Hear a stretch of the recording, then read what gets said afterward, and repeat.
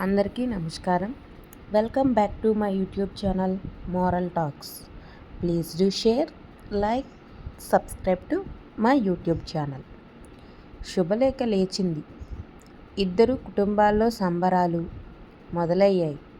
రాజేశ్వరీదేవి తన పెద్ద కుమారుడు విజయ్ పెళ్ళి నిశ్చయమైన వార్త విన్న వెంటనే ఆనందంతో మురిసిపోయింది. తన కోడలు ఇంటికి రావటానికి అన్ని ఏర్పాట్లు చేసేసింది. అయితే ఆమె మనసులో చిన్న సందేశం కూడా ఉంది. నూతన కోడలు పట్టణంలో పెరిగింది, సాంప్రదాయాలను గౌరవిస్తుందా? దీంతో రాజేశ్వరీదేవి పక్కింటి సీతమ్మతో తన సందేహాలను పంచుకుంది. నాకేమో మా ఇంటి పరిపాట్లు మారిపోతాయేమోనని భయం. పట్టణం అమ్మాయిలు పెద్దలు చెప్పింది వింటారా? సీతమ్మ కాస్త నవ్వి, మిగతా అత్తలంతా నీ వల్లే అయిపోయారు అక్కయ్య. నీ చేతిలోంచి తప్పించుకోవటం అంత ఈజీ కాదు. అంతలో వధూవరులు వేదికపై కూర్చొని పెళ్లి వేడుకలలో పాల్గొంటున్నారు. కృష్ణవేణి అందంగా చిరునవ్వుతో సాంప్రదాయ చీరకట్టులో మెరిసిపోతూ ఉంది. ఆమె తల్లిదండ్రులు ఎంతో గర్వంగా తమ కూతుర్ని చూస్తున్నారు. విజయ్ కూడా సంతోషంగా ఆమెను అంగీకరించాడు. పెళ్ళి ముగిసిన తరువాత కొత్త కోడలు ఇంటికి రావటానికి అంతా సిద్ధమైంది. గ్రామంలోని పెద్దలు, కుటుంబ సభ్యులు, బంధువులు ఇంటి ముందు ఆమెకు స్వాగతం పలికేందుకు వేచి చూస్తున్నారు. పెద్ద గుమ్మానికి దగ్గరగానే రాగానే రాజేశ్వరీదేవి పాలు, దీపం పట్టుకొని ఆమెను ఇంట్లోకి ఆహ్వానించింది. కృష్ణవేణి ఆ థ్రెషోల్డ్ వద్ద నడుచుకుంటూ వచ్చింది. అమ్మా, నీ ఆశీస్సులు నాకు కావాలి అంటూ ఆమె గౌరవంతో మోకాళ్ళ మీద కూర్చుంది. రాజేశ్వరీదేవి ఆశ్చర్యపోయింది. చాలా బుద్ధిమంతురాలు అనిపిస్తుంది. కానీ రోజులు గడిచే కొద్దీ నిజస్వరూపం బయటపడుతుందేమో అని ఆమె మనసులో అనుకుంది. కృష్ణవేణి ఆనందంగా ఇంట్లోని వారితో కలుస్తూ ముద్దుగా మాట్లాడుతూ ముందుకు సాగింది. ఇంటి లోపలికి వెళ్ళిన తర్వాత అత్తగారు ఆమెకు కొన్ని సాంప్రదాయ నియమాలు చెప్పింది. మన ఇల్లు సాంప్రదాయాలకి కట్టుబడి ఉంటుంది. పొద్దున్నే లేవాలి, పూజలు చెయ్యాలి, ఇంటి పనుల్లో కూడా సహాయం చెయ్యాలి అని రాజేశ్వరీదేవి చెప్పింది. కృష్ణవేణి నవ్వుతూ, చెడు మీదున్నావండి అత్తగారు. నాకు అలవాట్లు ఖచ్చితంగా నేర్చుకోవాలని ఉంది అని అంది. ఆ మాట విని రాజేశ్వరీదేవి కాస్త నిగ్రహంగా తలూపింది. చూడాలి మరి నీ మాటలే నిజమవుతాయో లేదో. విజయ్ తన భార్యను ఎంతో ప్రేమగా చూస్తూ తల్లి చెప్పిన మాటల్ని పట్టించుకోకూడదని సూచించాడు. నువ్వు నీ మనసుకు నచ్చినట్టుగా ఉండవచ్చు, కానీ అత్తగారికి కాస్త సమయం ఇవ్వాలి. ఆమె హృదయం గెలుచుకోవడానికి ప్రయత్నించు అని విజయ్ కృష్ణవేణిని ప్రోత్సహించాడు. కృష్ణవేణి తన భర్తను చూసి, నీ మీద నా నమ్మకం ఉంది విజయ్. మనం ఈ కుటుంబాన్ని సంతోషంగా ఉంచేందుకు ప్రయత్నిద్దాం అంది.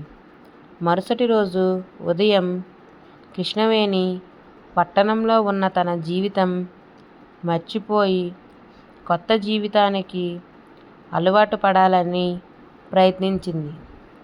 పొద్దున్నే లేచి రాజేశ్వరీదేవిని నమస్కరించింది. అమ్మా, నీతో పాటు వంట చెయ్యొచ్చా అని అడిగింది. రాజేశ్వరీదేవి ఆశ్చర్యపోయింది. ఇప్పుడే వంటలక్కా? మేము తొందరగా ఏం చేయాలనుకోవడం లేదు అంటూ కొంచెం తక్కువ ఆసక్తిగా సమాధానం చెప్పింది. కృష్ణవేణి, అవును, నేర్చుకోవాలనుకుంటున్నాను, మీరు నేర్పిస్తే అని అంది. రాజేశ్వరీదేవి ఓ పక్క అనుమానంతో మరో పక్క సంతోషంతో చూడాలి మరి అనుకుంది. రాజేశ్వరీదేవి తన మనసులో చాలా సందేశాలు పెట్టుకుంది. ఈరోజు బాగానే ఉంది, కానీ పట్టణపు జీవితం అలవాటు పడిన పిల్లలు ఎక్కువ కాలం సహనం చూపిస్తారా? పక్కింటి సీతమ్మతో రాజేశ్వరీదేవి మాట్లాడుతూ, కృష్ణవేణి మంచి అమ్మాయిలా కనిపిస్తుంది, కానీ ఇప్పుడే తీర్పు చెప్పలేను, కొంతకాలం గడిస్తే అర్థమవుతుంది అంది. కొత్తింట్లో కృష్ణవేణి తన జీవితం అలవాటు చేసుకుంటూ కుటుంబంలో ప్రేమను పెంచేందుకు ప్రయత్నిస్తుంది. కానీ రాజేశ్వరీదేవి మాత్రం తన కోడలు నమ్మదగినదా కాదా అన్నదానిపై ఇంకా స్పష్టత పొందలేకపోతుంది. ఒకరోజు రాజేశ్వరీదేవి ఇల్లు చక్కబెట్టుకుంటూ, ఇంటి బాధ్యతలను చూసుకోవటం ఒక కోడలి కర్తవ్యం అని అన్నారు. కృష్ణవేణి ఆనందంగా ముందుకొచ్చి, అత్తగారు, నేను చూస్తాను అని చెప్పింది. రాజేశ్వరీదేవి సంతోషపడలేకపోయింది. మరి అంత త్వరగా కోడలు బాధ్యతలు చేపడతారా? చూద్దాం. ఆ రోజు వంట పనిని కృష్ణవేణి చేపట్టింది. ఆమె చేసిన పులిహోర అందరికీ నచ్చింది. కానీ రాజేశ్వరీదేవి తిన్నప్పటికీ ఏమి కామెంట్ చేయకుండా ఉండిపోయింది. సాయంత్రం పక్కింటి సీతమ్మ వచ్చింది. అక్కయ్య, కోడలు పనిలో వచ్చినట్టుందా? రాజేశ్వరీదేవి నిశ్శబ్దంగా, అదేంటి, ఎంత త్వరగా ఎలా నిర్ణయించగలం? ఇప్పుడే చూడలేం. ఈ మాట వినగానే కృష్ణవేణికి కాస్త బాధేసింది. కానీ ఆమె తల వంచకుండా చిరునవ్వుతో, ఆలస్యంగా అయినా అత్తగారికి నచ్చేలా చేస్తాను అనుకుంది. కృష్ణవేణి రాత్రి భర్తతో తన మనస్థితి పంచుకుంది. విజయ్ అత్తగారికి నచ్చటానికి ఇంకా ఎంత ప్రయత్నించాలి?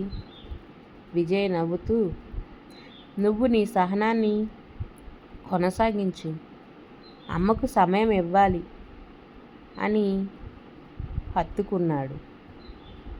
రెండో రోజు ఉదయం రాజేశ్వరీదేవి దివాన్పై కూర్చొని పూలు చిందించుకుంటూ, మన ఇంట్లో కోడలు పొద్దున్నే లేచి గుమ్మానికి నీళ్లు చల్లాలి అని చెప్పింది.